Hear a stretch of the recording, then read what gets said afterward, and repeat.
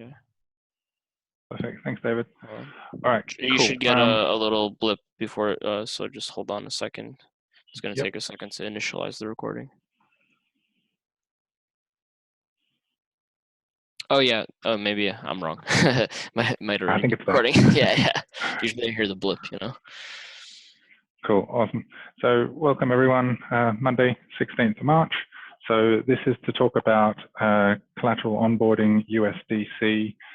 What I thought we'd do for this call is walk through a little bit of current status around where we are today, market uncertainty, the liquidity crunch that's introduced. Then I was going to hand it over to Long for Wisdom to talk through the pros and cons, and Cyrus to give us a little bit more info around the risk parameters. And if we've got some smart contract team online, it would be great to talk through some of the technical challenges, and we'll take it from there. So in terms of sort of where we are today, I think it's pretty clear, everyone, the crypto price is crashing along with traditional markets, and that's led to a liquidity crunch.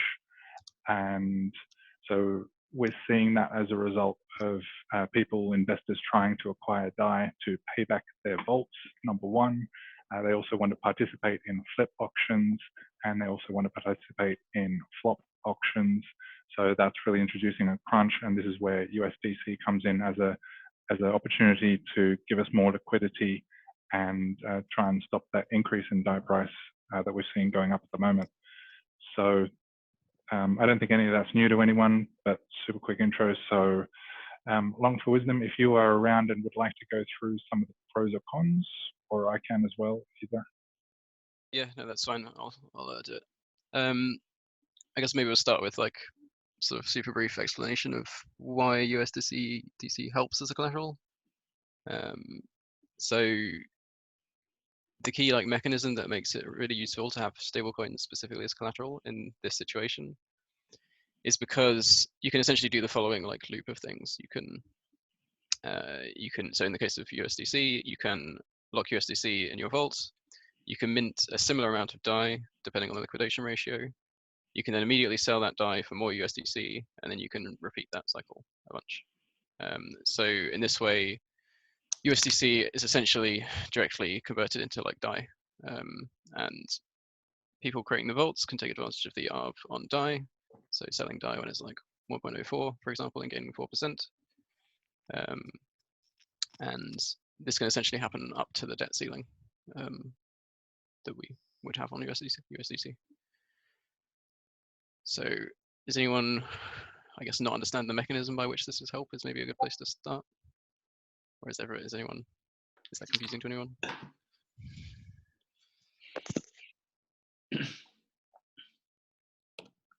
Not hearing anyone dive in. Feel free to ask questions in the chat if you don't have a mic. By the way, I just want to point out a few of you guys have unmuted mics, so just a heads up. Yep, thanks, David. Cool. Okay, so I guess let's go through the pros and cons. So there's a forum post about this where all this is written down. So feel free to go there and read along if you want, or just read at another time. Cool. So the main pro is that we get DAI liquidity, which it looks like is pretty important right now. So to sort of elaborate on this, the main reason DAI liquidity is useful is because it allows vault holders to close their ETH vaults without taking the loss on the DAI being off peg. Like if vault holders have to buy DAI above $1 to close their vaults, then that loses the money, so it annoys them fairly naturally. It will also allow keepers, well, assuming liquidity is an issue, it will allow more keepers to participate in the ongoing collateral auctions. So keepers obviously have to bid on auctions in DAI because we need to burn the DAI. So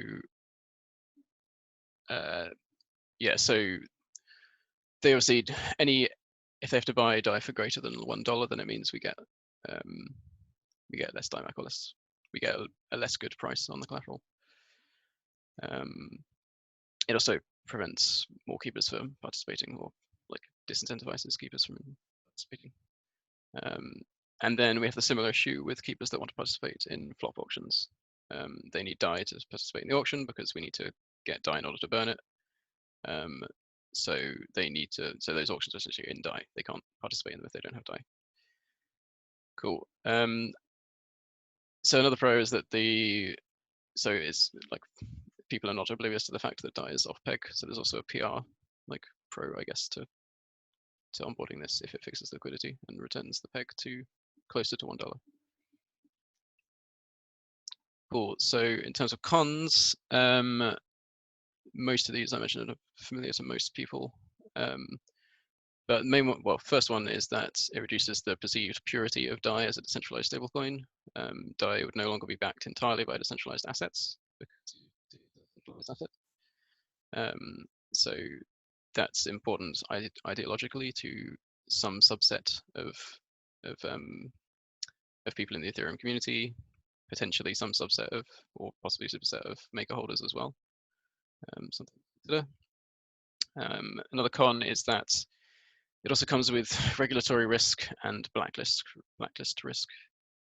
So regulatory risk, because USDC has a blacklist function, if the US government decides that it's not cool to have dollar-backed stablecoins anymore, then we're kind of out of luck, or potentially out of luck in that situation, leaving aside the relative likelihood.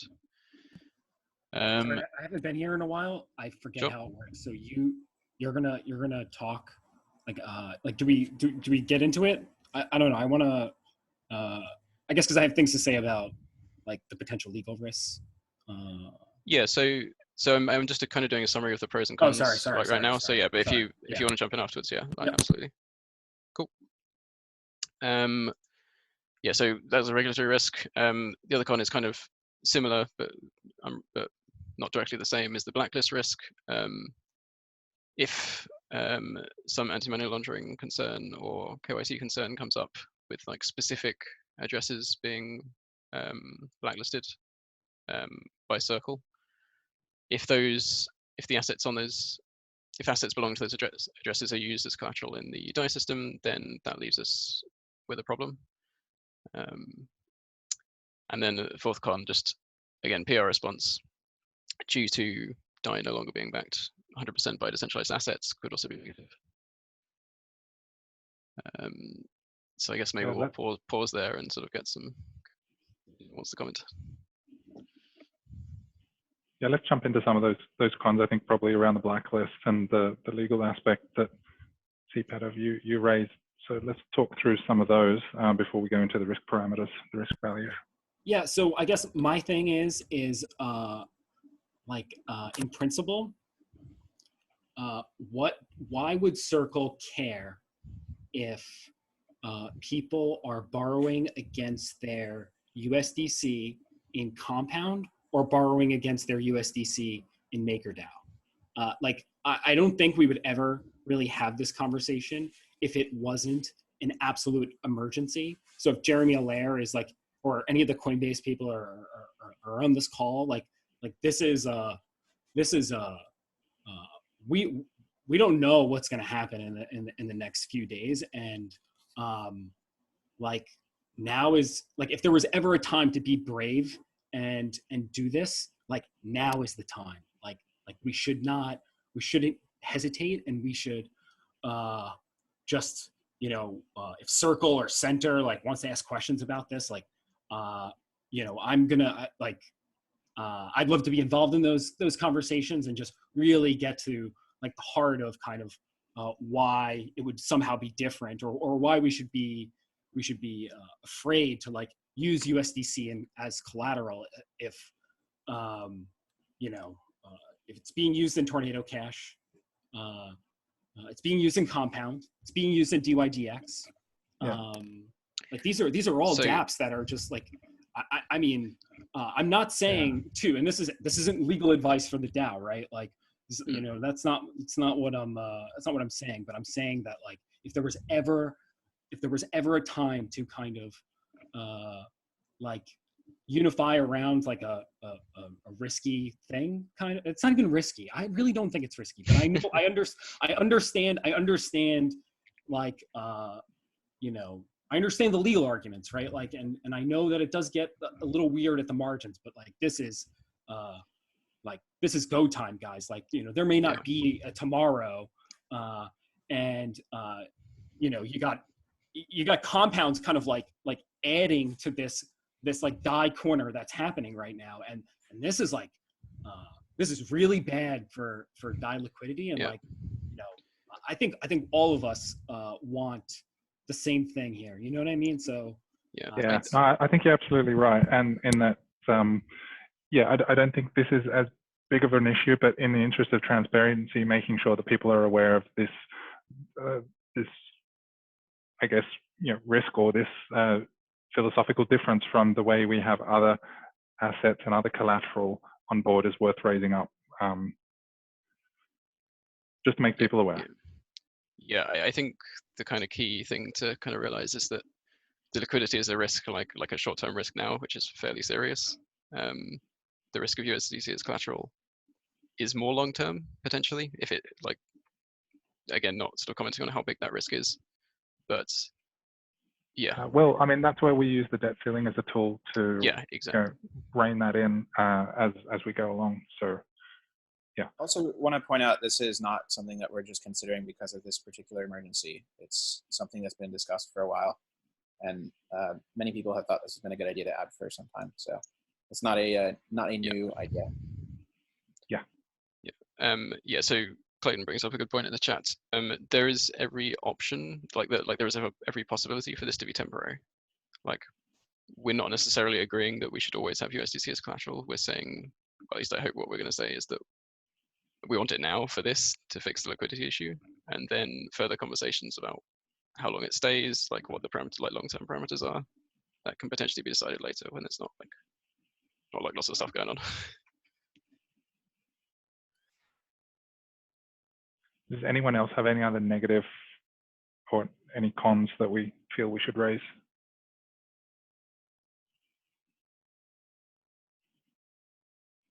On a technical level, when USDC is frozen in the scenario, does it freeze? Like, if they freeze it, would it affect the entire collateral pool, or would it affect individual ilks, CDPs? It can be individual addresses. Got it. I think it depends on the adapter. Is the adapter been written such that it can that's what addresses? I'm saying. Like, if all the collateral is pooled, is that a technical concern that if one person's USDC gets frozen, that the whole collateral, like something like that? I'm just thinking of like the edge case. I think to be clear, the version of the collateral adapter that is currently publicly available on GitHub at the DSS deploy repo, this collateral adapter is just like all the others in that it pools all the collateral into one Ethereum account, and there's no real way for the admin of the token to try to freeze out individual addresses. I think so. I think that's the model that we should be working with for now. Thanks, Love. Yes, I think that means with the current version, it would be all or nothing if something had to be frozen, right? Just to check my understanding.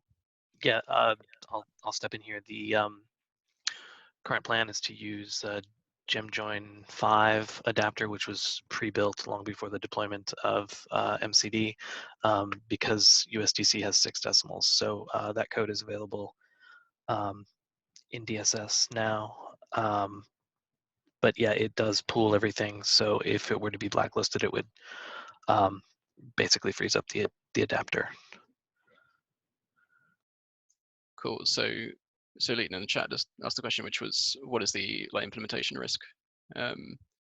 So in terms of bugs and things, it sounds like if we're using GemJoin, what you said, GemJoin 5, that's something that's been audited? Yeah, it's been audited. It should have gone through formal verification as well, and it's just a matter of deploying it with 6 decimals for USDC. So in terms of technical risk, that's actually pretty low then, because I mean we've got multiple collaterals currently. We're not using a new adapter. Is that correct? I don't believe this one is actually deployed on mainnet. I believe we've tested it on Kovan, but we don't have a current collateral BAT, and Wrapped Ether use 18 decimals.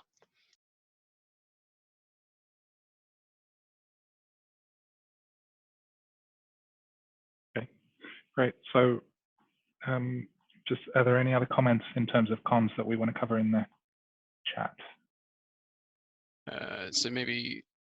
So Clayton mentioned that the PR con is pretty high. Does anybody want to discuss the PR issue?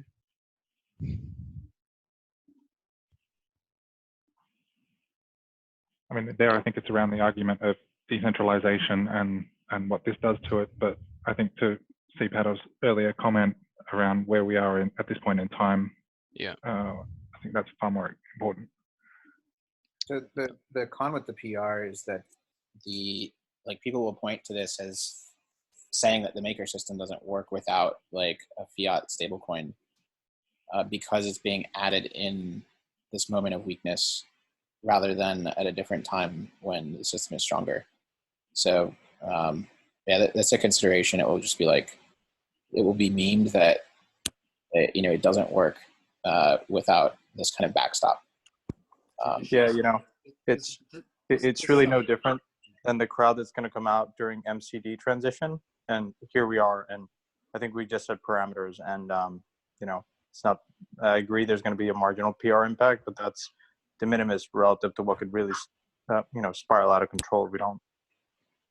And ultimately, do you want like the trade-off between negative PR impact or like a more secure system, right? Correct.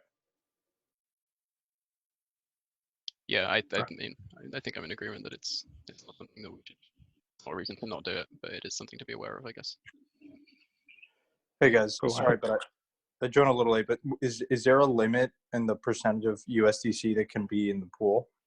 It would be the debt ceiling that we assigned to it initially. So that's sorry, go ahead. And, yep. And by we, I mean Maker token holders. Got it. And do we have a number yet? Sorry. No, I think that's where we're going to move this conversation to now, I guess, is yeah, I think we should just focus on that at this point. For the people joining late, I'm going to repost the forum thread that the notes on this call are going to be in, and all the pros and cons for considering USDC as collateral that Long4Wisdom is working on. So just for freshness. On the con, kind of elaborating a little bit more, can we, I assume the GemJoin 5 didn't include this one-to-one peg. Is that something that we would have to add on, or how does that fit into the system? Yeah, that's a good point. What's the Oracle plan? Current Oracle plan is to set a one-to-one. So there probably will be some arbitrage opportunities in there, as long as. Okay, so the oracles themselves are just sending one every time. Right. Gotcha. Okay. Yeah, is it hard coded or is it just sending one? It's a DS value. It'll be it's updated via a poke, and then the system reads it via a peak. So it can be updated. I don't know that we at this time have plans for a full medianizer setup, but that can come later. Who sets that value? I believe that will have to come through a governance action. Okay. It will be set at launch. There was a question in the chat from Samsung. Is the code available somewhere? Can't find it on GitHub.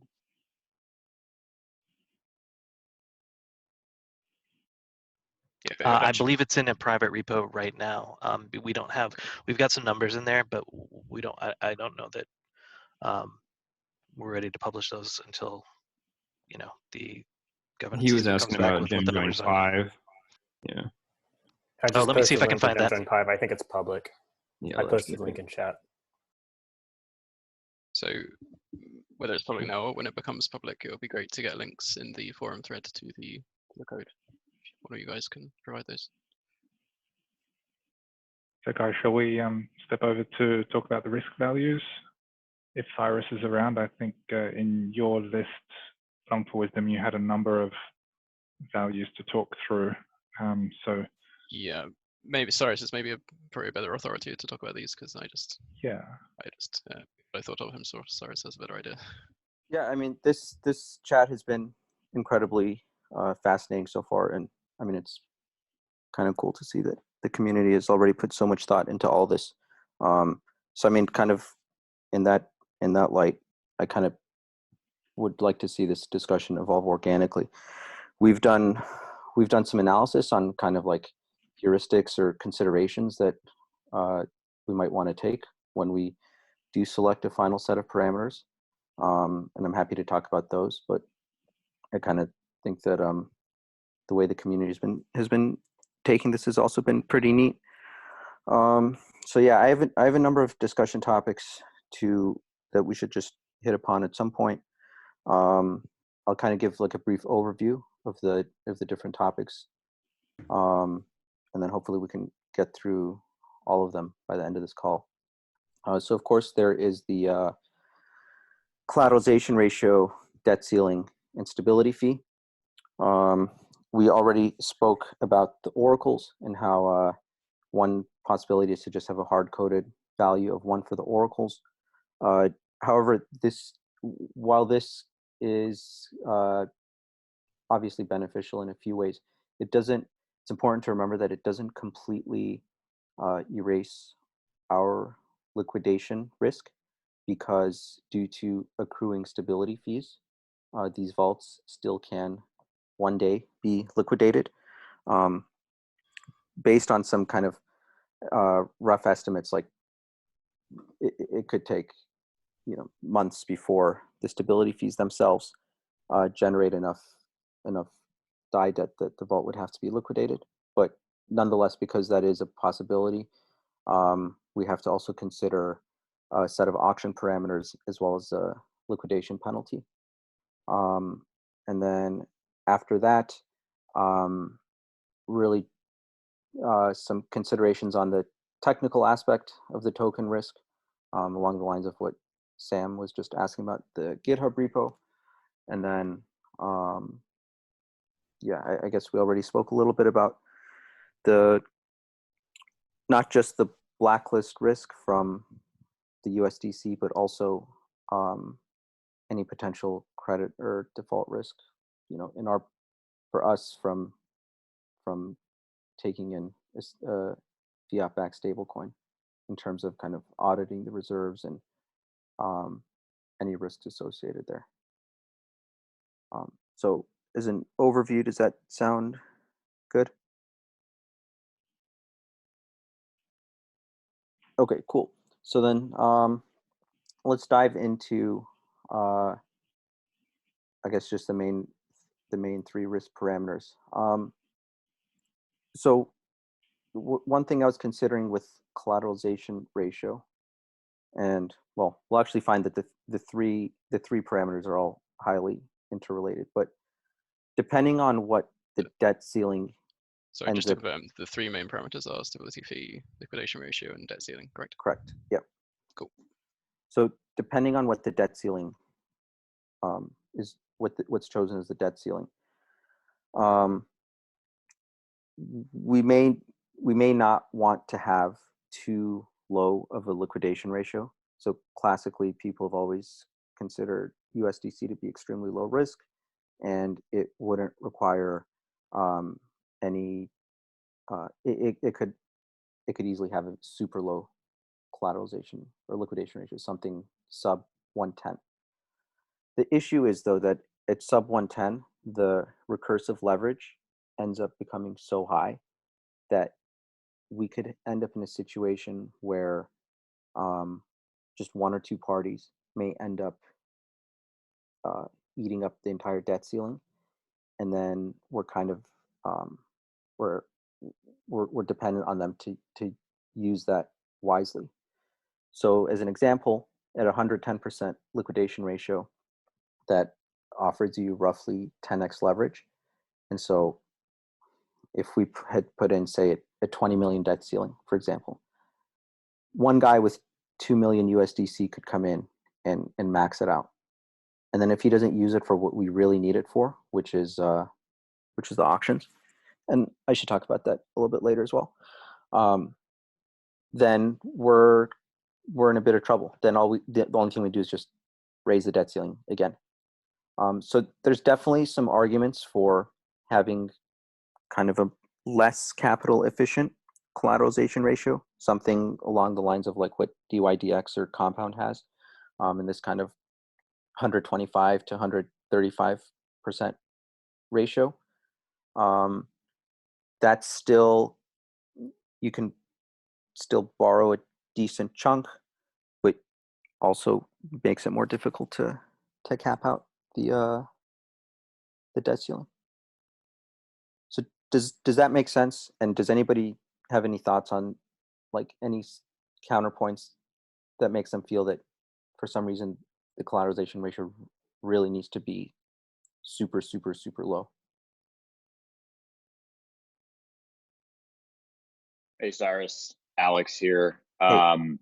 I think first of all, thanks for laying that out. My personal view is we should look to things that are already out there and exist for reference points, as you mentioned, DYDX and Compound. And I think it's prudent to just start at a level that they have. I think you just mentioned 125 to 130, and we can probably adjust potentially from there. And then obviously what the debt ceiling is will also be relevant as well. But I would just be for looking for a good comp and basically mirroring it as a starting point. Yeah, I'm in total agreement with using established Could you just allow me to add? I would just say that this is an unprecedented measure. When those other platforms like Compound and DYDX added USDC, they were not doing it under the same circumstances. And just in general, Maker is a larger platform than both of those that spends more time on governance and risk decisions, in my opinion. So I don't see a strong argument why we should be following their lead rather than leading with these sorts of decisions. To me, it seems a little bit arbitrary, going with something because it's used by one of those two. That's my opinion. Yeah, well, taking from first principles, I guess, I mean, it really would be the facts. I mean, it's hard to have this conversation without a discussion about the debt ceiling, right? Because given what Cyrus just described, a single party or a few at a low enough collateralization ratio could eat up the entire pool, which would still not solve our problem. So I guess, yeah, I mean, I think the sweet spot is you want this to help alleviate the liquidity problems, not create more. And you also don't want it to be so capital inefficient that no one takes advantage of this at all, and it doesn't help either. So I think there's a middle ground there, I guess. So I'm not arguing we just go with what Compound does because they're Compound, but I think it is about finding the middle ground. Sorry, can I make a point quickly? Sorry. Sure. As I say, we should keep in mind that if we want to like adjust the liquidation ratio, then it's easier to adjust it like down than it is to adjust it upwards. But that's also a bit arbitrary because you could just create a second USDC vault type and set the previous one to a lower debt ceiling and only let people mint from the new one. So you could adjust it either way. There's a method. That's true. I guess I would still say it's easier to change the current one rather than add a new one, or change it down and add a new one. But it just it just requires a different method. You could still do it without having liquidated vaults like unduly.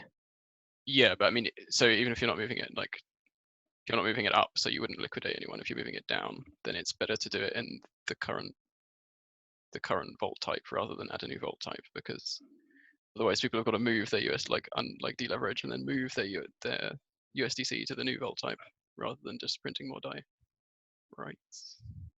Yeah, you're saying it's you could do it within the same vault type. You could move the collateralization ratio down, but you can't move it up because moving it up would either liquidate people, it would change their liquidation prices and liquidate them. Yeah. So you can move it down without creating a new vault type, but to move it up, you have to create a new vault type. Yeah. So I was arguing we should start it. We should err on like the high side and then move it down if we need to, maybe as an option. So, Lev, what do you think about that recursive leverage risk? And then immediately after, let's talk about the debt ceilings, because I guess that's a huge consideration for this whole conversation. I'm not really convinced about this recursive leverage risk, and I also am not sure thinking about it as a recursive leverage risk is the is the right way to think about it. It's not really making sense to me why that specifically is a problem. I mean, I think under any scenario you can imagine the debt ceiling being quote unquote wasted by whoever chooses to use it. And I'm not sure that that's I'm not sure that's in general something we can protect against, but in the worst case, if that does happen, then basically what you have is someone who is putting in USDC as collateral into the system at a ultimately at a higher ratio than 100%, which means essentially the total collateralization of DAI is increasing as a result, and also we're increasing the amount of DAI that's collateralized by a non-risky asset like USDC. I just don't see that that's something that we need to stop right now. I think more capital efficiency in it is better and would make this a more effective emergency measure. Can I maybe kind of try and explain, I guess, my understanding of this? So I think the issue is not really the recursive leverage. It's the fact that one entity might use up the entire debt ceiling, right? Yep. If you make it more capital inefficient, then it makes it more likely that multiple entities are going to take advantage of the debt ceiling, which means on average you should get a better average for the ones doing what you want them to do, I guess, right? You won't have one, there's less variability, I guess. You're more likely to get an average of some of the actors doing what you want and some of them not, rather than one that might do either, if that makes sense. Right. So what you're saying basically is that if there was a way to Sybil authenticate the USDC CDPs, you would advocate, if you could only hand out one per per household or something. No, that's exactly what I'm saying. But that's cannot do that. Right? But we can't do that, so we might as well. I understand. Yeah. Okay, I understand your point now. Okay. So it's rationing the USDC basically. Exactly, it's rationing it. Okay. So I think that's a good way of describing it. That makes it much clearer what exactly your assumptions are, and I think in that case, I'm willing to kind of suspend my concerns about this, and I think we should kind of move forward, make sure that we move forward instead of bike shedding the liquidation ratio too much. Right. So one super important concept that we should all kind of be cognizant of is that, are we trying to add USDC as a single target use case? We're adding it with a specific set of parameters, with a set of parameters with a specific use case in mind, or are we trying to add this as a generalist case where it's available to everyone under the kind of the most median set of assumptions? And so if we're going to use the assumption that this is Vishesh, you're unmuted and you're typing. So if we're going to, if the whole context of this meeting is kind of this emergency addition of USDC for a very unprecedented measure with these auctions, then it would make sense to me that we target these parameters with that specific use case in mind. And so in that case, that's where I'm kind of more concerned about the rationing risk, because I want to make sure that we're able to achieve what we want out of this. Is this not the main use case when DAI supply is plummeting from volatile collateral types and we need a liquidity source? This seems like the main use case to me. Yeah, but so when it comes to, well, I was going to talk about the debt ceiling next, but when considering the stability fee, for example, if you price the stability fee super high, super high, then you would be intentionally pricing out kind of the average retail user. And yeah, but you don't have to do that, right? So it's not immediately clear without stating it that this is for a specific use case, right? We've come together on this governance call to add USDC collateral type, but I think we still need to establish some context for what it is we're trying to get out of here. So with that being said, Vishesh, if you're around and if you're up for it, I think we'd all like maybe just a quick walkthrough through your Vault's website, and kind of maybe describe the lay of the land for liquidations. If you're not available, I can handle it too, but since it's your website, I think it'd be awesome if you would run us through it. Sorry to put you on the spot. No worries, not the first time. All right, cool. So if you can see my screen here, this is a simple little tool that I put together the other day. So in the top left here, basically you can see just every vault currently, the amount of debt, the amount of collateralization, and the collateral amount in nominal terms. And then there's sort of color coded a bit so you can have a little visual layer. Over here is just the distribution of CPs and their collateralization ratio. So you can see here, like the most are about 250 to 300% collateralized. Usually we see this like, 3 to 350, so it's down a bit, obviously. This is kind of that massive wall that you want to be careful of, because if these get liquidated, that's a huge chunk of debt. So this is kind of like a more granular visualization. Basically, you can do the math of, for any vault, given the amount of collateral, the amount of debt, and the collateralization ratio, what's the price at which it would get liquidated. So every vault ever has a liquidation price. And so you can see here like a table of each of those vaults and their liquidation prices. If you were to look at this in graphical form, it looks like this. So this is basically ordered by liquidation price, just each vault, and then a cumulative sum of the amount of debt by that point. So basically this turns into a visual representation of, as ETH price falls, how much of the DAI supply will be liquidated. And so you can see here, like there's, at this point, a particularly heavy wall at an ETH price of, an ETH DAI price of 56. So that's good in that this was kind of more of a monolithic wall the other day at 63. So this has come down a bit. Some people must have added collateral or paid down debt. There's still a lagging strand around 60, 61. So those folks weren't able to add as much back. So basically, if ETH price hits 61, you're going to get a big flood of liquidation. And then if it hits 56-ish at this point, you will also get a big flood. And then you can see down here, there's a little calculator kind of tooltip where you can punch in a specific price, and it'll show you the amount of collateral and the amount of debt that's expected to be liquidated.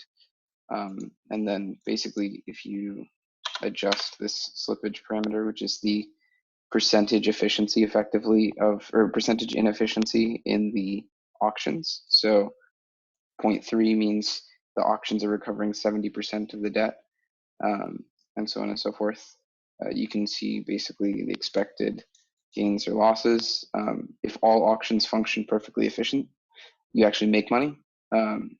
If these auctions are incredibly inefficient, you're underwater. So this is a pretty simple visualization of just a common sense concept that efficiency of these auctions and liquidity for keepers is hugely important for the system. Yeah, ping me if you have any questions. You can switch the assets as well. Yeah, so I really want to highlight the purple chart for ETH. So how can we use, what are the takeaways from this chart in terms of trying to estimate how much credit we might want from this USDC collateral type, right? So I mean, the way I'm thinking about it is, if we know at various price points, keepers might need a certain amount of DAI to bid on the auctions, then there should plausibly be some sort of correlation there. Obviously, you can't just say the entire amount just to be also minted through USDC, but some reasonable approximation, right? So for example, Well, if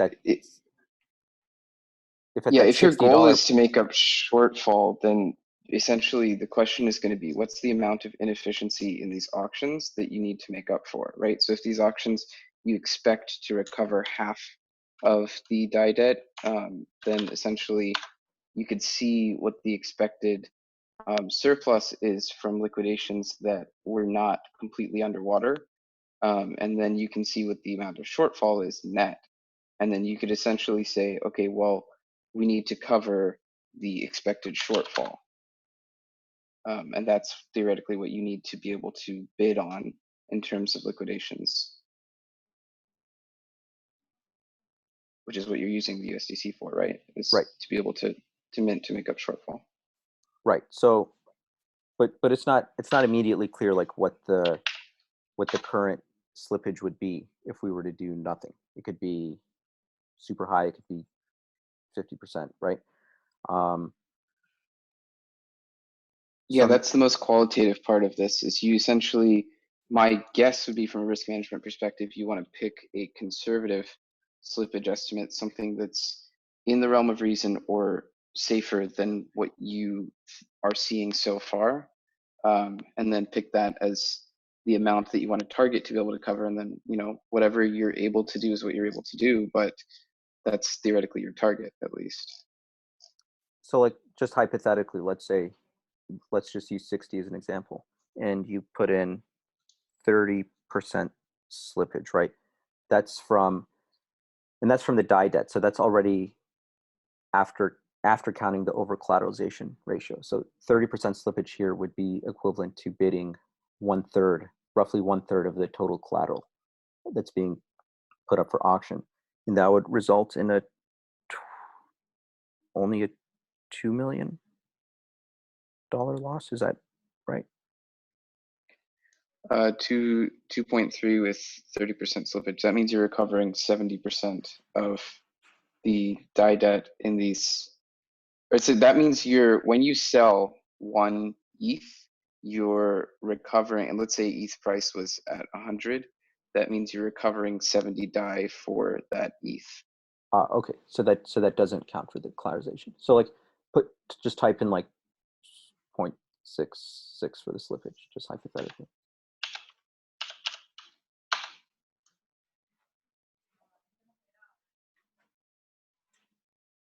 That brings the numbers up significantly to 18 million. Right, okay, yeah. So the point I'm trying to make is if we think that roughly keepers can bid for 1/3 of the total collateral amount being put up for auction, given their current keeper liquidity, then at a price of 60, there would be a shortfall of 18 million. So just thinking like order of magnitude, if this is something we wanted to protect against, debt ceiling should be, say, higher than 10 million, maybe lower than 50 million. I'm just literally just throwing numbers out right now. Is that a fair assessment? I mean, what the debt ceiling should be, like, that's not going to be purely spoken to by what's your expected losses. That's also a question of, do you feel like you're taking on any risk by doing this, right? So this is a strategy question at the end of the day, because you probably are. And in an ideal scenario, you probably don't want to set the kinds of debt ceilings and costs for doing this that you're looking to do. But given that it's a highly distressed situation, you're not dealing with normal circumstances.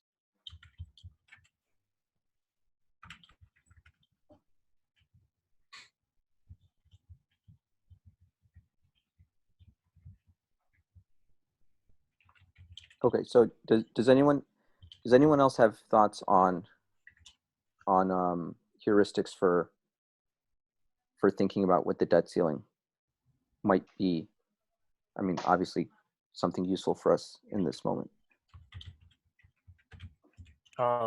Cyrus, if we're in a situation where a bunch of new flips have just been kicked off, so we have 6 hours to go, would we be able to and let's say we realize that the total amount of DAI, so essentially the sum of the tabs over those flips, is larger basically than it looks like, you know, keepers have at that time. Is it conceivable that we could raise the USDC debt ceiling further within basically that 6 hours? So given that we have a 4-hour GSM after tonight, so basically Sounds 2 hours possible, into right? this. Yeah, it's definitely, because at that point you're really choosing between bad debt or USDC collateral. right. That's really the choice, right? There's no that's a simple trade-off.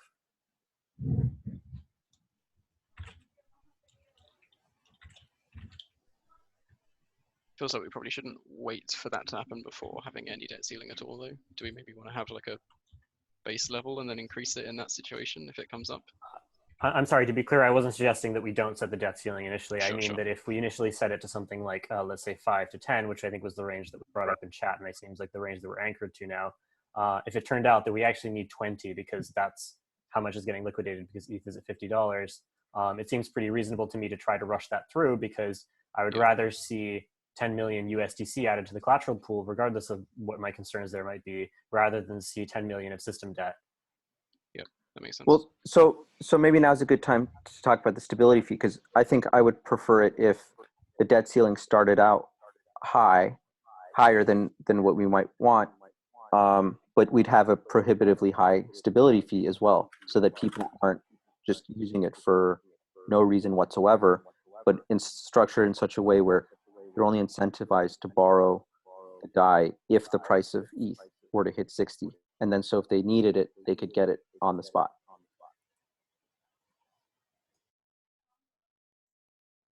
Right. So for example, let's say the debt ceiling was something closer to 20 million, which is maybe what could be critical if the price were to hit 60.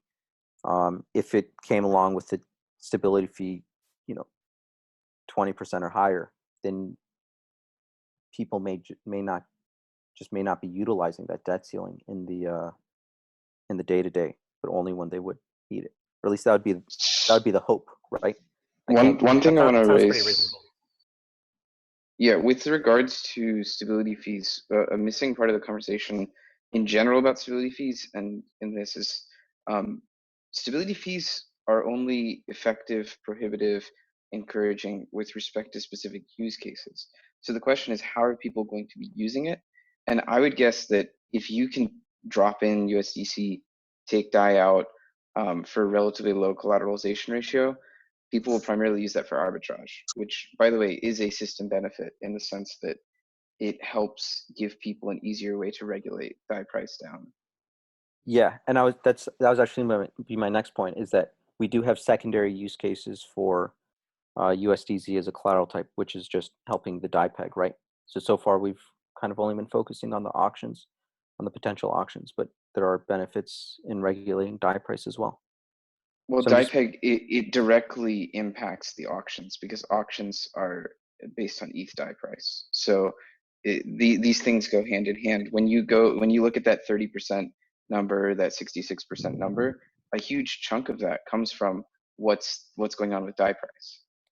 Right. At the same time, though, so you borrow DAI to sell it on Coinbase to make 5% over some undetermined time period, versus borrowing DAI to bid on an auction at 66% of the collateral value, and if you win, you get an ROI of 50%.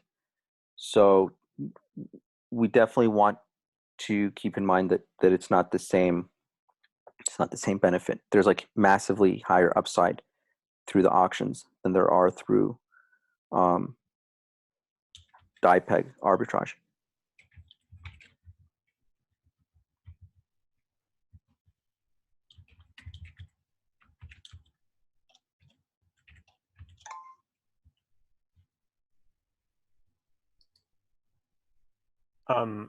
I think we have some people from Circle on the call, from what I can tell by looking at the participants list. Maybe some of them want to add something into the discussion, I think that could be very interesting. Hey guys, this is Joel, product lead for USDC and heading product for Circle. I don't have anything to add. I'm just here if you guys have any questions. I don't have anything to interject right now. Are you bullish? On what? MakerDAO right now. Right now, in this moment, bullish about MakerDAO. Personally, not speaking on behalf of your employer or where you work, but just personally. Maybe we can keep the speculation out of this call because I think we really do have a lot of stuff to talk about right now. Yeah, sorry. Yeah. So it's Chao here. I think the stability fee of USDC will effectively be the interest ceiling of DAI. And usually you put some penalty in this interest ceiling in the banking operations for specific purposes or for specific banks. But because in the system of DAI, we cannot do specific lending facilities, but instead have a general interest rate. So that's not an option for us. But for now, we need to think about whether we want to use a penalty interest rate in this case, which I don't think we should do. We should be more inclined, be point to the lower stability fee, so that to encourage the current market maker, but instead of to pursue a high one, to basically punishing people from borrowing DAI.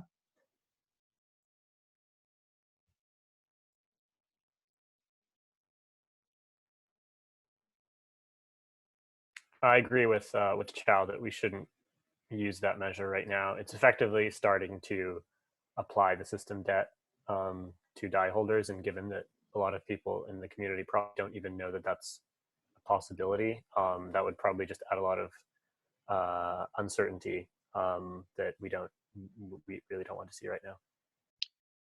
So, Sarah, so one of your concerns that you mentioned, previously was you were worried about the arbitrage use case using up the debt ceiling room and leaving none left over for like the auction case. Right.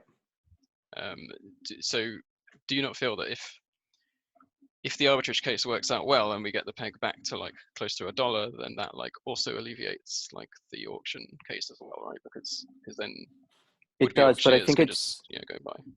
It does, but I think it's indirect, right? Because if the DAI price gets pushed down, then of course it's easier to acquire DAI through alternative means, through secondary exchanges, through Compound, through other protocols.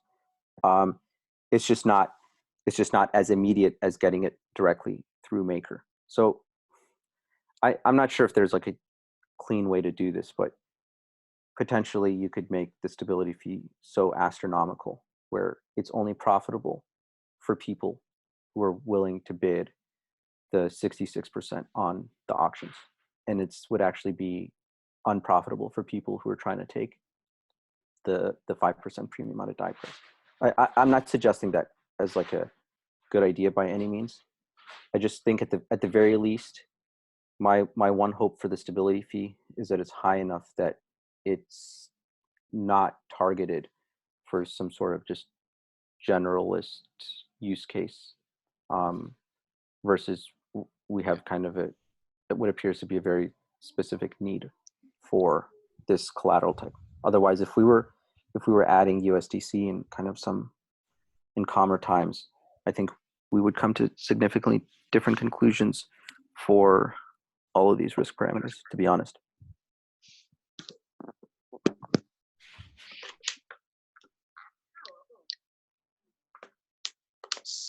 It's not a bad thing for those arbitrageurs to borrow DAI and to sell it, take the 5% premium, because it can indirectly benefit the person who want to buy DAI,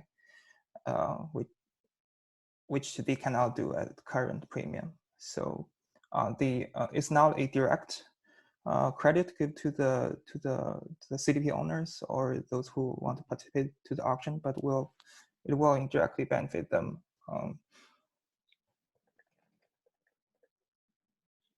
So So, all right, so how high do we need to set the stability fee to kind of make sure that it's only used for like arbitrage and auctions and not for I guess secondary lending or other things?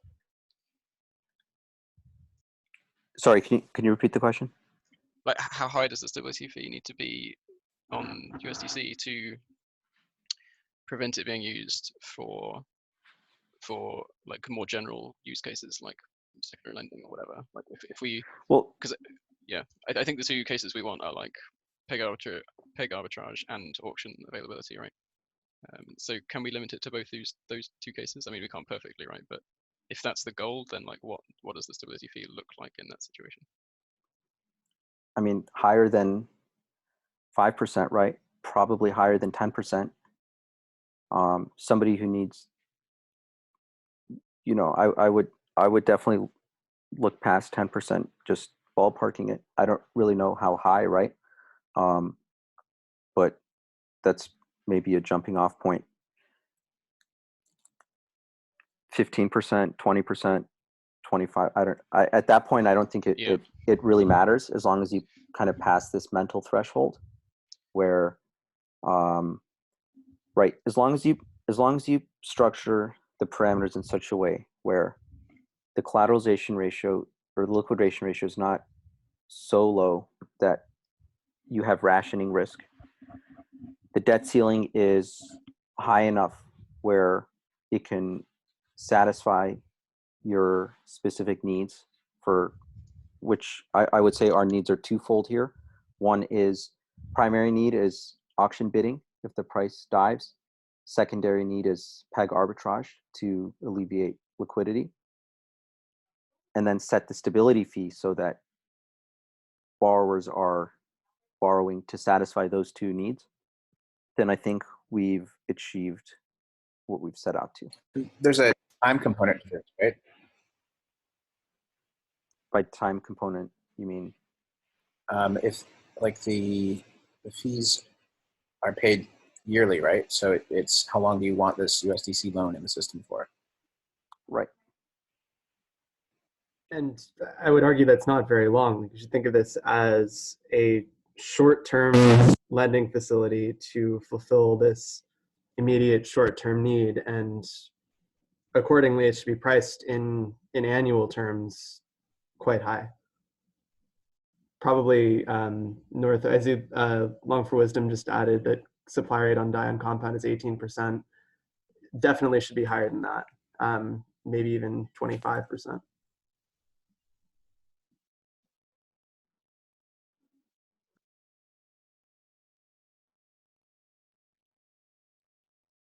So just another thing, the DIDX supplier is like 47.5%, but that's because they're like maxed out 100. Wait, sorry. This might be a dumb question, but why would we want it to be higher than compound? If we don't want the DAI to be, so if it's less than that, you could lock USDC in a CDP, DAI, and then drop it into compound for lending. Which isn't necessarily bad. Yeah, it's not necessarily. Yeah, I feel like that's exactly what we want to happen, right? I mean, or maybe not. I guess like ideally we want it on the market, but like yeah, in a secondary lender is better than nothing, I guess. Yeah, I guess I'm just thinking we don't want like DYDX and compound to be at 100% utilization rates, because that's going to drive a lot of fear. I just think that's gonna lose a lot of trust in the system. Would be my thought. Right, but if the price of DAI were to come back down, so if people were borrowing DAI to get the peg in line, yeah, the rates on compound would also naturally fall, and the utilization rate would fall as well. Okay. It's also worth mentioning that currently there's just over 17 million DAI borrow on compound, which is I think basically at 100% utilization or something like that. I think there's basically none. There's basically none left, and compound is talking about lifting its price cap on DAI. So compound currently uses the Coinbase DAI USDC market to set its DAI price, but it's currently capped to 95 cents and $1.05. within that range. They're talking about possibly lifting this cap, so allowing DAI to float higher, which would put pressure on all of these outstanding DAI bars, possibly triggering liquidations. I don't know. I haven't done the numbers on what how much collateral there is against that DAI. This is very bad because there's basically a lot of extra DAI pent-up DAI demand on Compound, 17 million of it, which is huge compared to the the liquidity that we're talking about that there is for auctions right now. It would be a very, very bad scenario if Compound lifted their collar on DAI, had it go to $1.10 or more, triggered liquidations, and then sucked another 17 million DAI out of the market eventually. Yeah, that's a good point. And I don't think we should look at the rate on Compound UIDX as a reference or as a target, but actually it's a symptom of the underlying liquidity shortage. So we shouldn't have this 100% utilization. Remember, some people cannot, maybe they want to repay their CDP but cannot withdraw the DAI at this moment. So I don't think we should target that, but otherwise to lower, at least lower than the current one. Yeah, that's probably a good point. To extend this point a little bit, it's worth considering that we would much prefer if USDC collateralized DAI borrows on Compound moved to Maker potentially, because we have no control over how Compound is setting their oracles in their risk parameters. They could potentially trigger DAI demand at the wrong moment, which is something totally outside of our control right now, but impacts us just as much as everything else.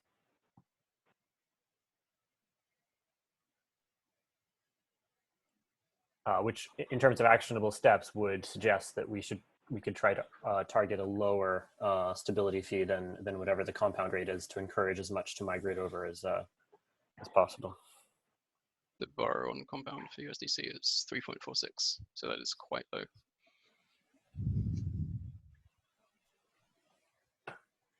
I'm sorry. I mean the DAI stability fees compared to the Compound DAI bar rate. I mean, which is basically currently irrelevant. Oh, the DAI bar rate. Sorry. Right. I'm just saying that if CDP bars against USDC are very expensive compared to Compound, then that Compound number probably isn't going to go down that much.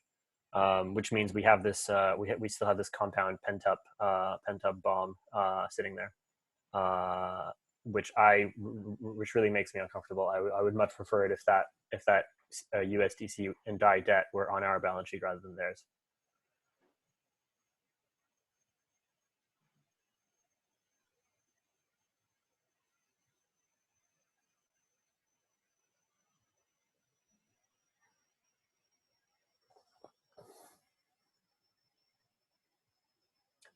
Just remember that MakerDAO doesn't mark up DAI when DAI is over the peg, right? So if we went right now and said we're going to change the DAI price in the system to 1.05 to better reflect market conditions or something like that, we would just trigger more liquidations, create more DAI demand, and basically drive ourselves into a death spiral.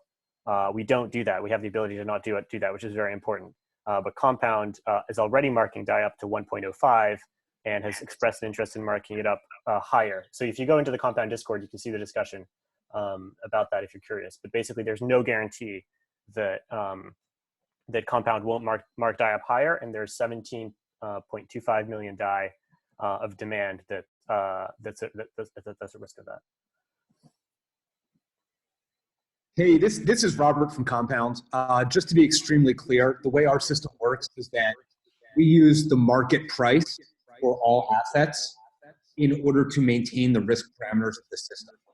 And if the market price of an asset such as DAI is extremely high, it only creates risk for the suppliers of Compound, the liquidators, and the entire ecosystem.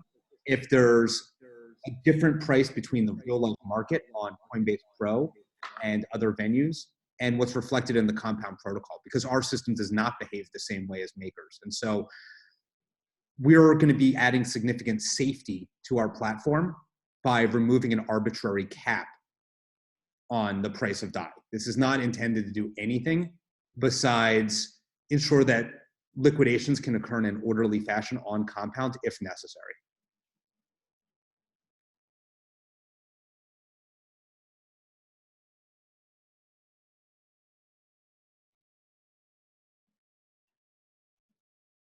So what are the next steps? Seems like we should probably proceed with this. Well, not quite. So I am cognizant of the time, but if one more kind of area we have to discuss are liquidations and auction parameters. Just because maybe what I was saying at this point, like the earliest we can possibly do this is not for like hours yet, so there's not like a critical time, like time horizon.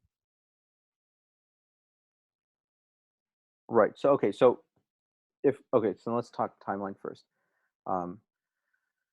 So the yesterday's executive vote, which lowers the GSM from 24 hours to 4 hours, will officially become active in 3 hours. So, I mean, if the community is, if we're really trying to get like maximum urgency on this, and on the technical side and the engineering side, it's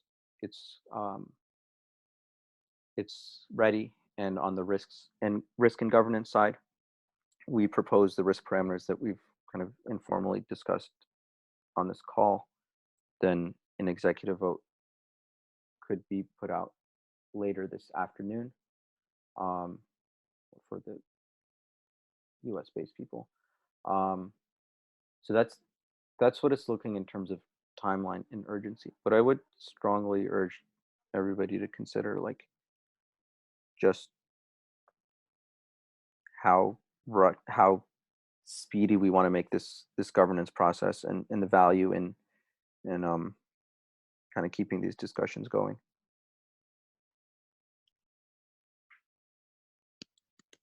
Well, let's cover liquidations for starters, right? And then we'll all right. Get more into the rest of it. So as I mentioned earlier, liquidations are still possible based on accruing stability fees, which means there needs to be a liquidation penalty. There needs to be, and then the 3 auction parameters are the time to live, the minimum bid increment, the total auction duration, and on the lot size as well.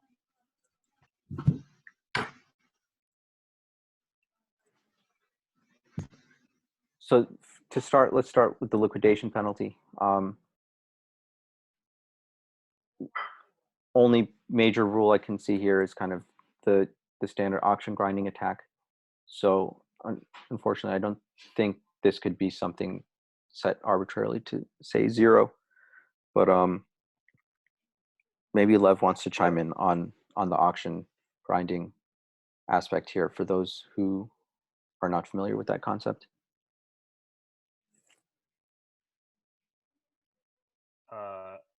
Sure. So, or more generally, do you have thoughts on the liquidation penalty?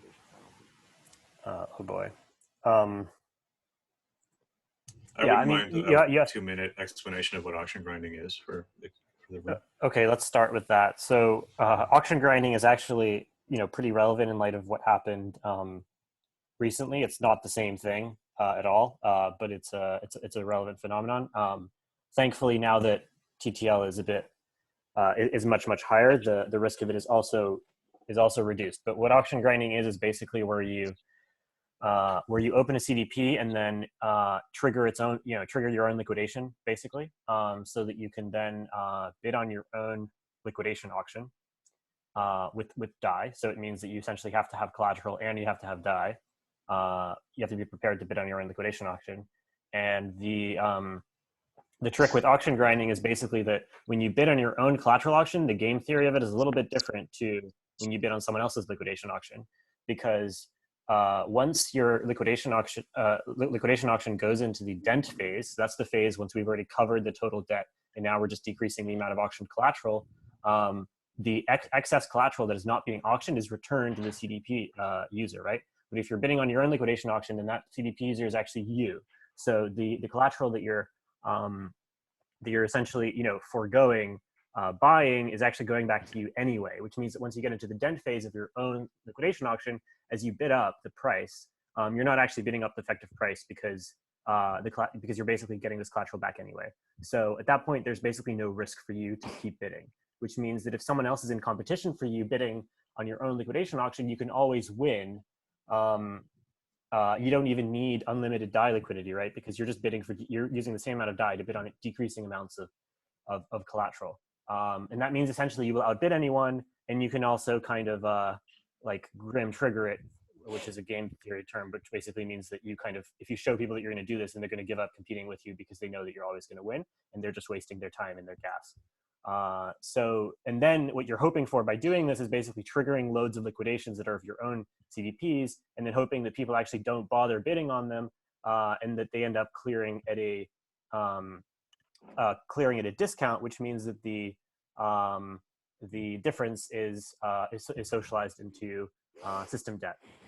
So basically, what happened, similar to what happened last week, which when these auctions clear at one way or some tiny number.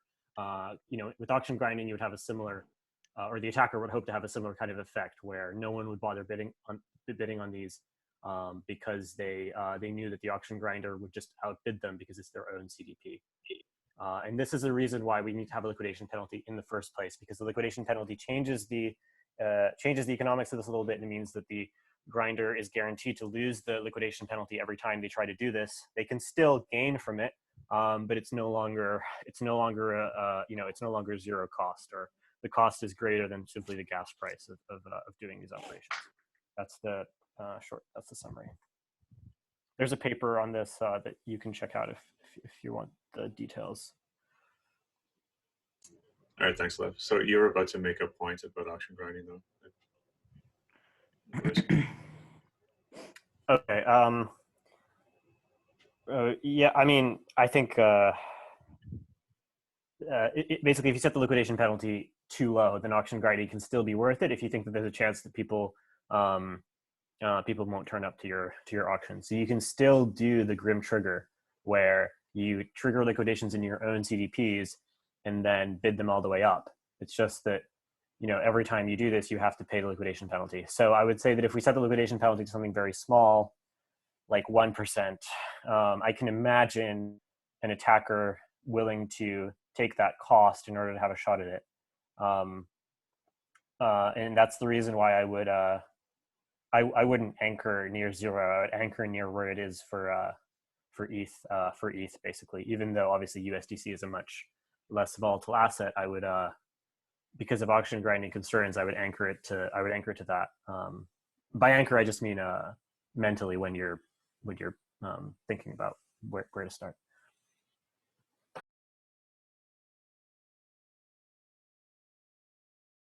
And no, I'm not against just going with 13%, by the way.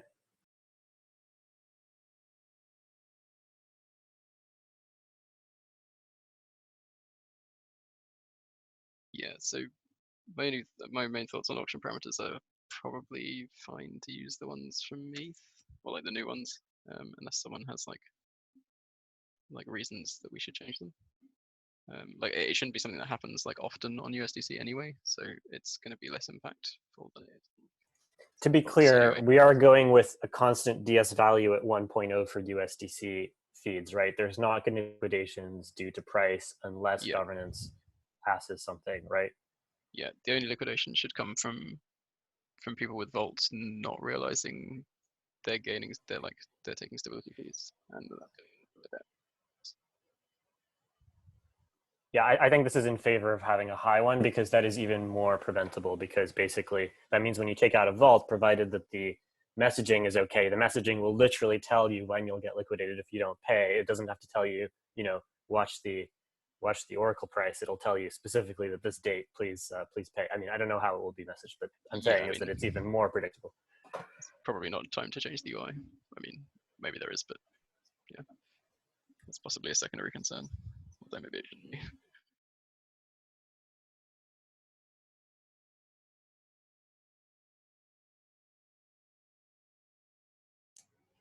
Okay, so I see we're going to wrap up, I think, the last of the list of potential parameters we needed to discuss. Right. So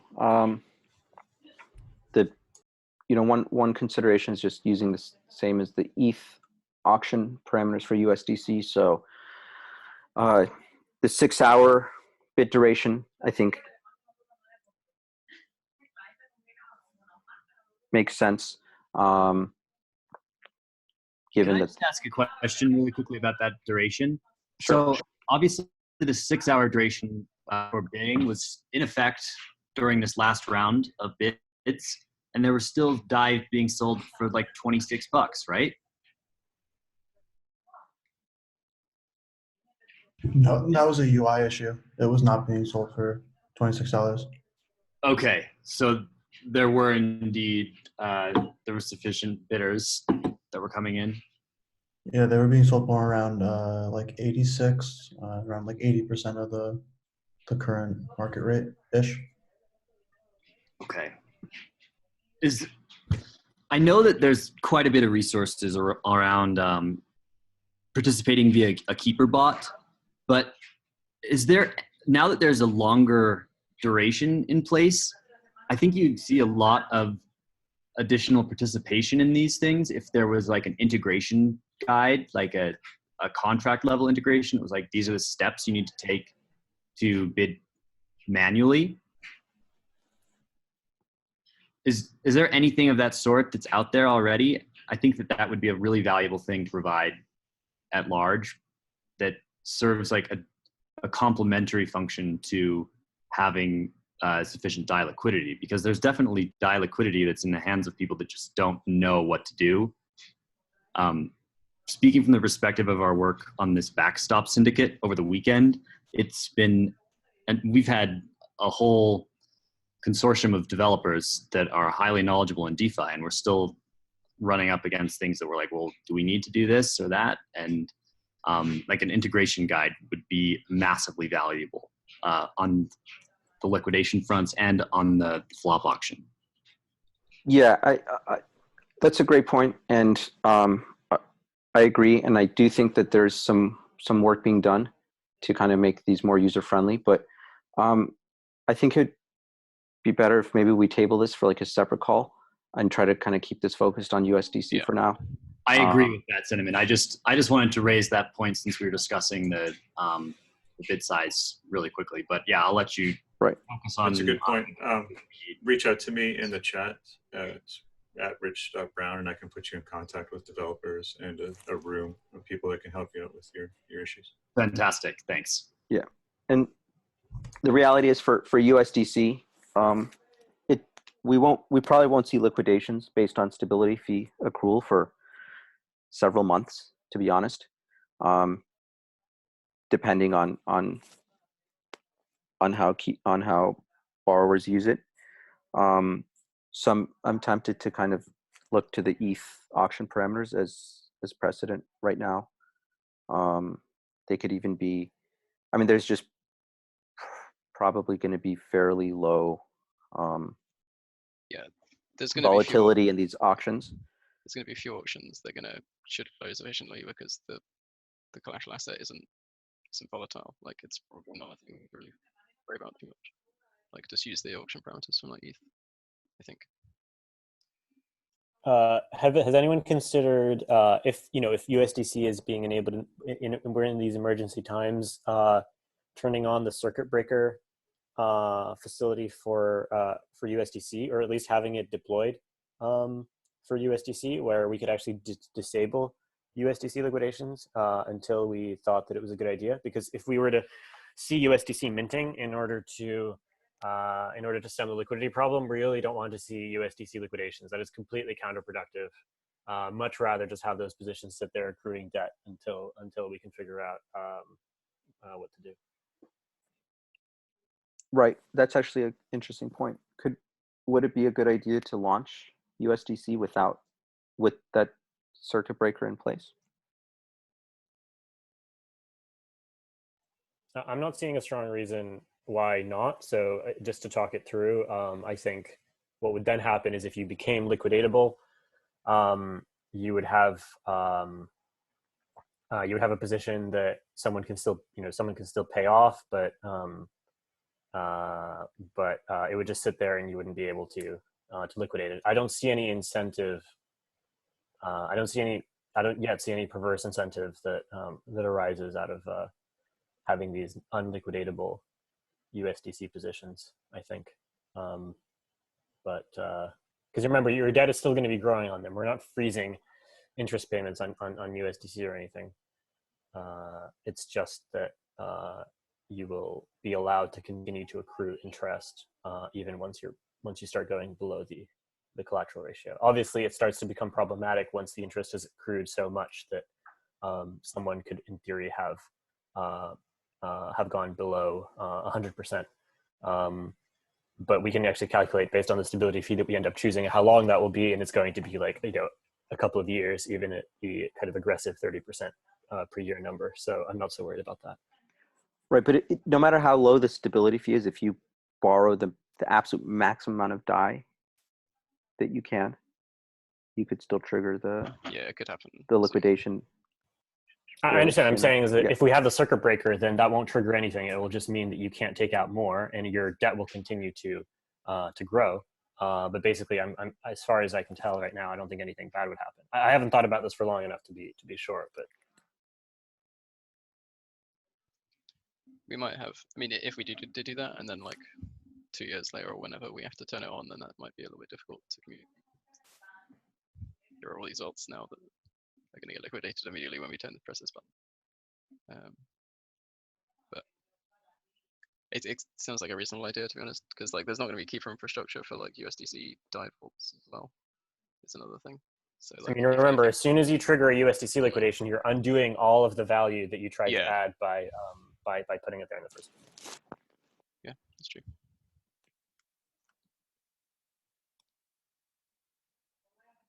So I think everyone should think really hard if they can come up with a reason why we can't have the circuit breaker on from the beginning, and then basically turn it back, turn it back off when things stabilize.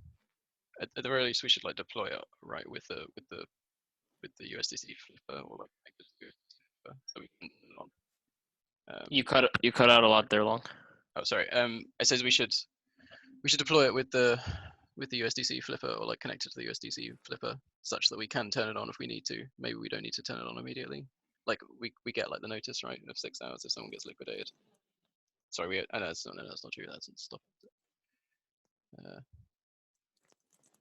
Yeah, I don't know. Even if we don't turn it on, we should still connect it in case we want to turn it on later. That's what I'm saying.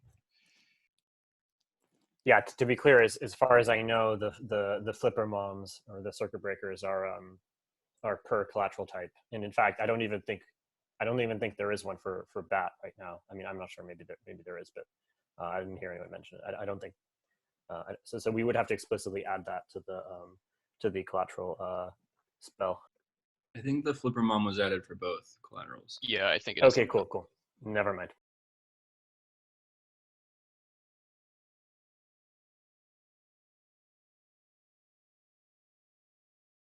So Cyrus, were there other risk parameters we needed to talk through? Nope, that's it as far as I can tell. We've basically covered thoughts about blacklists, the main risk parameters, technical token risk, liquidation risk, oracles, and timeline as well. So, I mean, for me, I think we hit upon the points that I had on my agenda. So is there a conclusion on what stability fee rate you were going to propose?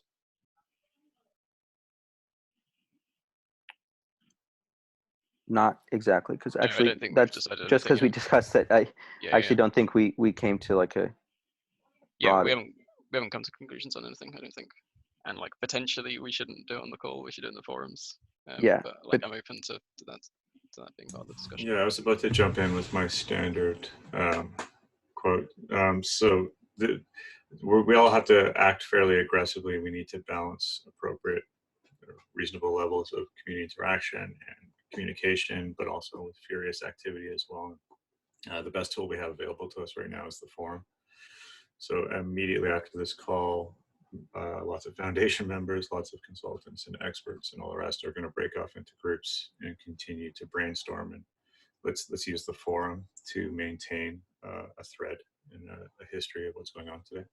So if you have questions, comments, and concerns or suggestions, please jump into that forum thread and add it. And then the foundation and the rest of the domain teams will make sure that it's kept up to date as well as we move on these unbelievably aggressive timelines. With regards to the timeline, sorry if I missed this, but are we looking to have this by tomorrow, by this week, like 2 weeks? Like, what is sort of everybody's feeling on the time frame that we should move at? So Sam, I think we're talking about putting some of these numbers up on the forum. Long, I don't know if we can, do we look to a poll, or, I mean, the next executive we can have is in a couple of hours. I think someone mentioned earlier, was it 3 or 4 hours from now? I know it's now in about 3 hours. Okay. So that's the earliest, and then it depends on governance to discuss and, I guess, put it through. So Long, what were your thoughts? Were you going to put something on the forum for us to I mean, at the very least I'd like to have like forum polls. You probably don't have, I mean, again, depending on the timeline, we probably don't have time for, I mean, potentially. Yeah, well, this is kind of a race against time. So polls, if we've seen the community, the ecosystem has rallied, and so when we're ready to do this and the vote goes up, there's probably not going to be a lot of time in between the posting of that in the portal and ratification, presumably. So if there's going to be any kind of a polling happening, it basically has to start now. And it's, yeah, no, I agree. And on-chain polling, I don't think is going to be realistic for this, depending on the sense I'm getting from the community is that this is something that needs to happen immediately, right? And that doesn't give us a luxury of 2 or 3 days to signal. Yeah, I agree. I mean, we got, I think, 63 people on a call within about an hour or so. So it's, yeah, pretty clear everyone's keen to go. Yeah, okay, I can put up polls for like the different options for each of the like main risk parameters. Maybe we don't worry about doing the liquidation, like so the auction parameters. I want to try and caution a bit though, because these, sorry, Long, I cut you off. That's rude of me. That's fine. I want to make a caution here though, because we have like, I don't know how many individual parameters we need to think about right here. And these parameters don't exist in isolation, right? So I have some concerns about having a poll per parameter. They need to be understood holistically. So it's something that we can kind of consider. If we want to go down that route, then I think Cyrus needs to like put up like 3 or 5 or however many like combinations of parameters, because like I can't generate those. I don't think like that's sure.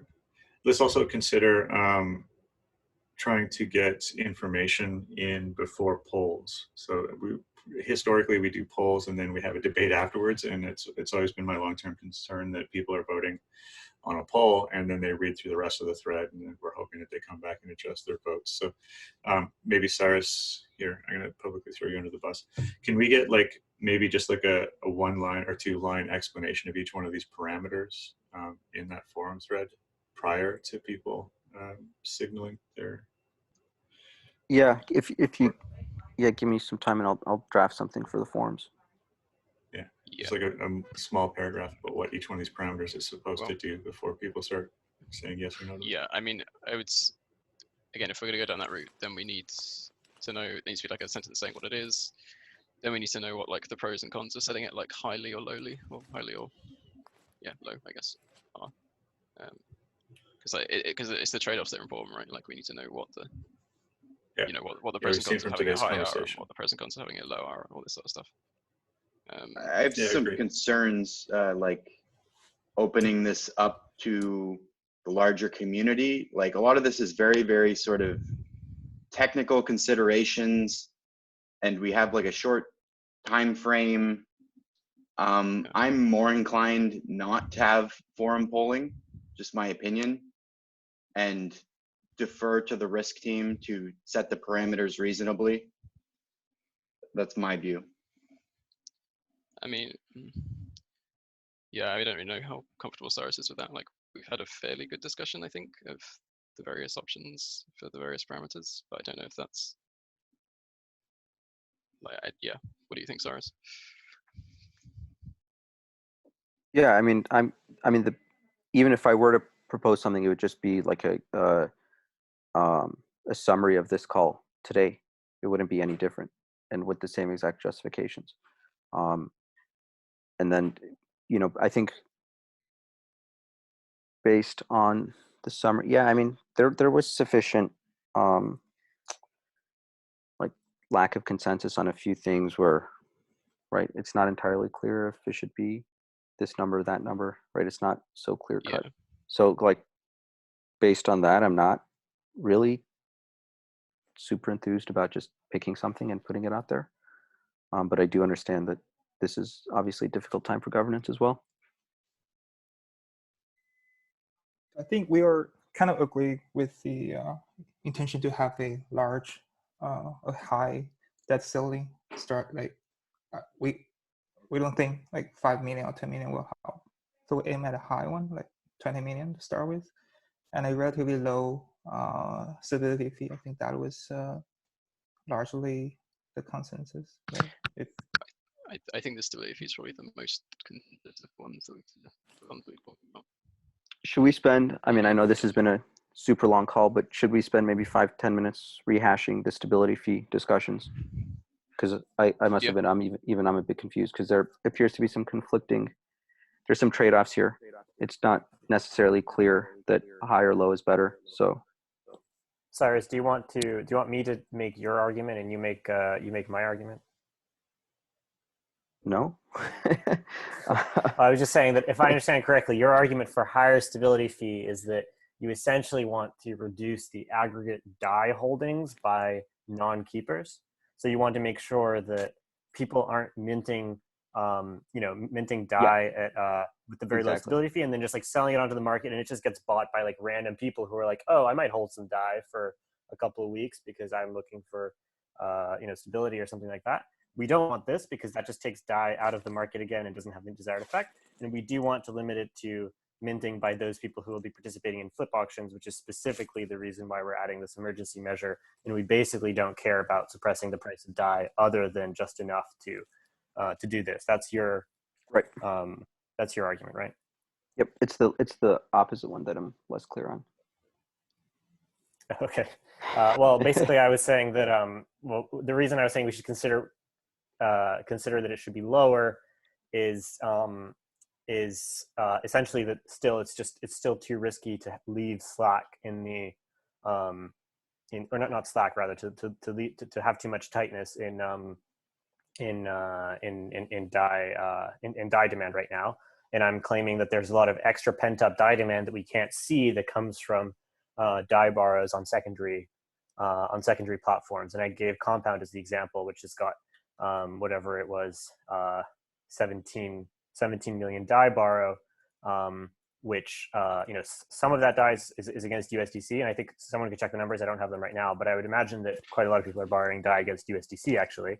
And if Maker has a higher, in the equilibrium on these platforms, Maker ends up having a higher stability fee, then a lot of that pent up DAI borrow will stay on those platforms, and this takes a lot of control out of Maker's hands and leaves it in the hands of those platforms. So those platforms could choose to de-risk and alter their risk parameters for DAI. They could choose to mark up the price of DAI further, which is something that we would never do, which creates a negative feedback loop for DAI liquidity again. So I'm basically saying that because of this pent up demand, there is value potentially to using a lower stability fee to try to lure DAI debt, away from secondary platforms and onto Maker, kind of all else being equal, and specifically with USDC as the collateral. Right. Okay. I get it. I understand what you're saying now. So yeah, that does sound interesting because it lessens our reliance on. We have more control for Maker. I'll be perfectly honest with you. Like, there's 17 million DAI borrow on Compound, and Compound, to protect their their platform, I'm not talking about what is in their best interest right now.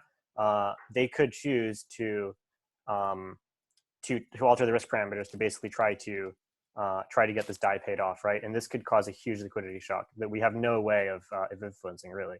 And this, to be honest, scares me. So I think that there is value to consolidating that under our control. But this would require a massively larger debt ceiling than we've been discussing on this call, because that's an additional, maybe if you add up all the secondaries, maybe an additional 20-30 million of debt ceiling that we'd have to add on to the already 20 million. I didn't or say so. we need to consolidate all of it, but I'm saying is that it would help, I think, to defuse that situation. And if instead we're trying to target the opposite policy of choosing the lowest possible stability fee such that none of that migrates. So if we're instead like trying to target to be over those rates, then we will attract none of it probably, right? And that's and that seems not so good. So I'm not saying that we need to aim to pull in all of it. I'm just saying that it could help to diffuse those a bit to reduce risk. Right. So okay. So maybe there's a happy medium there, where somewhere in this like 10 to 15 range, right, that we can try to satisfy both sides. I know Vishesh had some thoughts on the efficacy of allowing people to just borrow from Maker and immediately deposit in secondaries. Not necessarily that it's bad, but just some thoughts on how effective that is. You want to chime in on that, Vishesh, if you're still around? Sure. I was just saying, when we were talking earlier about what you want to have this DAI used for, it's just going to be less efficient when that DAI is just immediately lent out on secondary markets for yield. So that's why I was just saying it's important to maintain that rate differential between what you set the stability fee to and what the supply rates are on secondary lending platforms, which is really tough when like DYDX has such an attractive rate at times. And so it's going to be really unpredictable how that rate differential affects people's desire to mint this DAI. So with Compound, it's going to be easier to manage that differential, but with DYDX, it will be harder given how unpredictably high it goes. Wouldn't that rate just come down though? Yeah, I mean, it should come down. Platforms. Right. Not So only that, Wisdom made a good point. DYDX also helps with price discovery on DAI. Like it's not like it's a different thing. Like I like in principle, I know exactly what you're saying, but like I don't think that's like something that I don't know has the best is very persuasive. I mean, there's no good and bad here. It doesn't seem entirely obvious that that we wouldn't unwind. We would end up unwinding the DAI borrow on secondary platforms by choosing a lower stability fee, which we seem to be in agreement that we don't want to increase the DAI borrows on secondary platforms.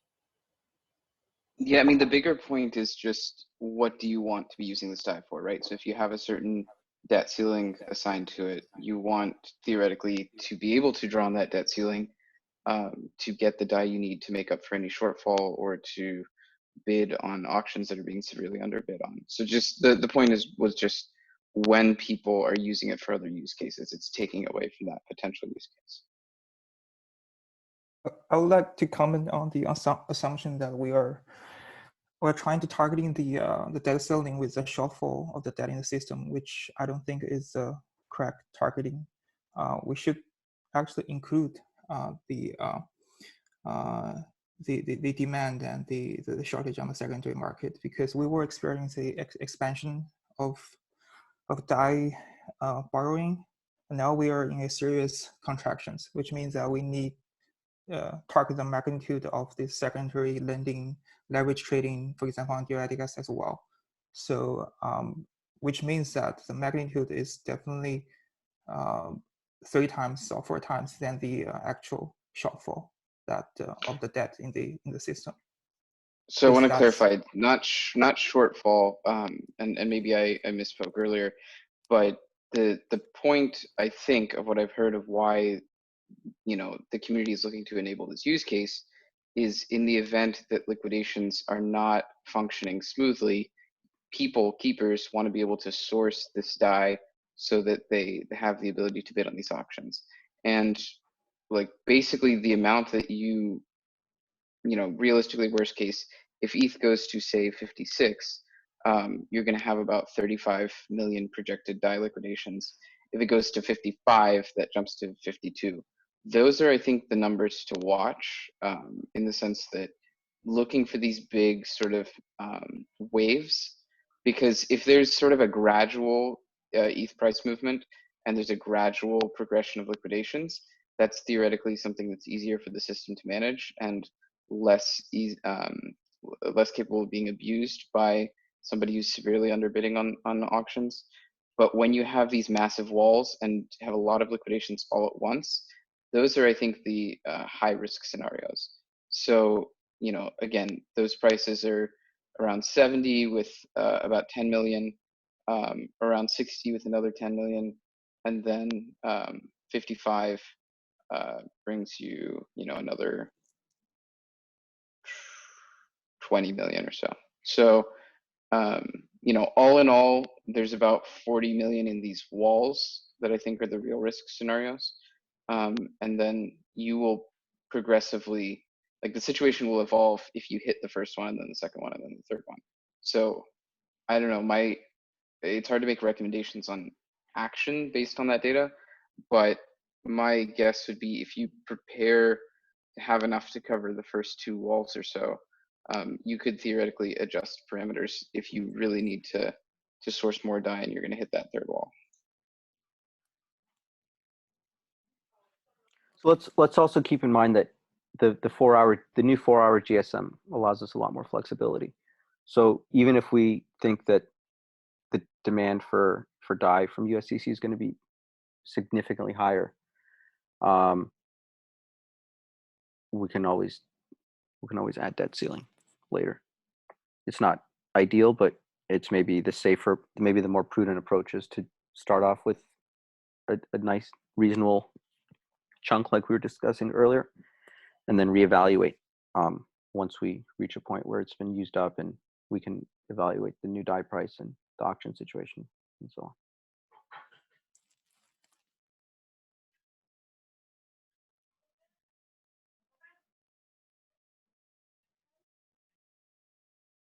All right. So I think we're closing in on the 2-hour mark, so maybe it's time to wrap this up. Long for wisdom. Yeah, I was going to say I want to know like what the action points are. Like, what are we doing to try and decide this? Like, are you're going to write some stuff up and put on the forum post? Do you think you need us to poll to understand like what the community wants, or do you think like yeah, we're good enough idea?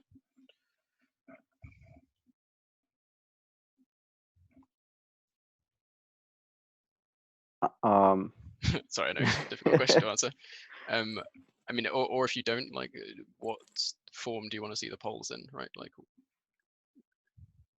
does individual polls on each parameter work, or do we need? Let's do one poll with a few different options, and then we'll see if the poll hits the right notes, and then we can decide from there, or if maybe the proposed combinations are not appropriate at all, and we can reevaluate there. Because I still think there's some room for some different options, but not right. There's an enormous amount of variability such that we need a different poll for each.